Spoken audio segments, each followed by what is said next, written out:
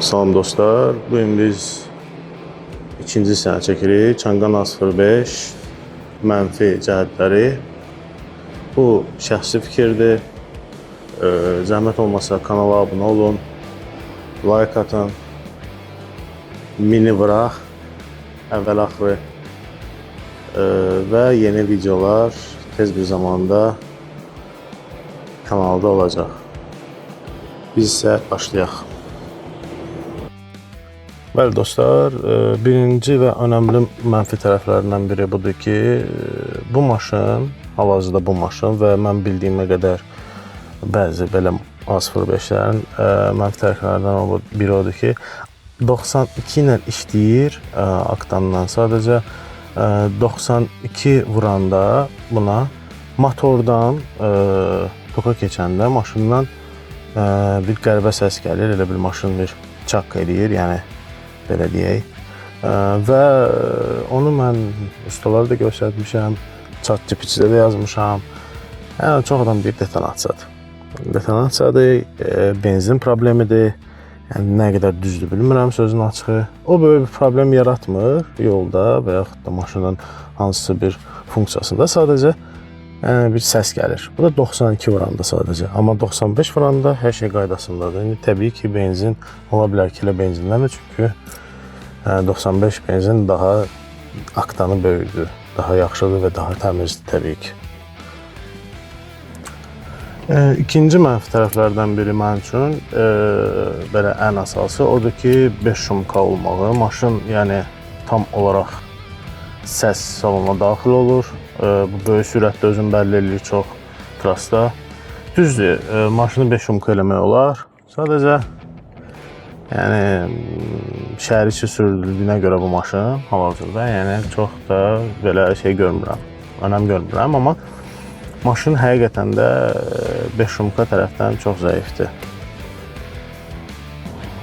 Hə dostlar, üçüncü mənfi tərəfi, yəni bu mənfi tərəfi çox güman ki mənə aiddir. Çünki mən avtomobili mart ayında əldə eləmişəm və mart ayında bunlar gələndə belə deyim 70'lik gəlmişdilər və 53 kilometr gedirlər. 70'lik nədir? Yəni 70 kilometr yazılıb 53 kilometr gedirlər və ondan sonra uca hardasa 3 aya 4 aya mən biləni 110'luq çıxdı. Ya 170'lik çıxdı. 170'lik yazıb 110 gedənlərdir məncə. Hə, və onlar daha elektrik, daha məsafəsi çox olan maşınlardır. Yəni bu segmentdə yəni mənim üçün mənfi tərəfi oldu ki, heyf ki mən o maşını əldə eləmədim. Yəni prosta onda bilinmirdi ki, nə olacaq. Kitay maşallah ay-bayda, gün-bə-gün də olmasa ay-bay təzə bir marka avtomobil buraxır. Yəni belə.